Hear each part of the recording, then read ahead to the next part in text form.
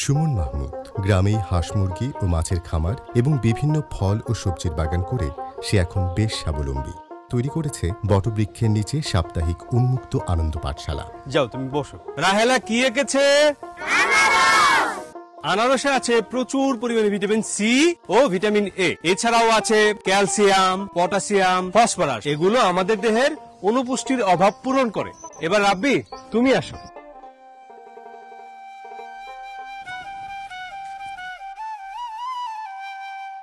রাব্বি কি এঁকেছে?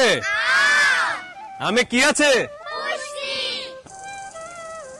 শিশু কিশোর বয়সী ছেলে মেয়েদের বেড়ে ওঠা, পড়ালেখায় মনোনিবেশ, খেলাধুলা ও শরীরচর্চায় প্রতিদিন পুষ্টিকর খাবার খাওয়া আবশ্যক। আর এই খাবারগুলো শুধু ছোটদের জন্যই নয়, বড়দেরও সঠিক পরিমাণে নিয়মিত খেতে হবে। এই পুষ্টিকর খাবারগুলো আমরা কিভাবে খাবো? স্মার্ট বাংলাদেশ বিনির্মাণে খাবার খাবো পুষ্টিগুণে।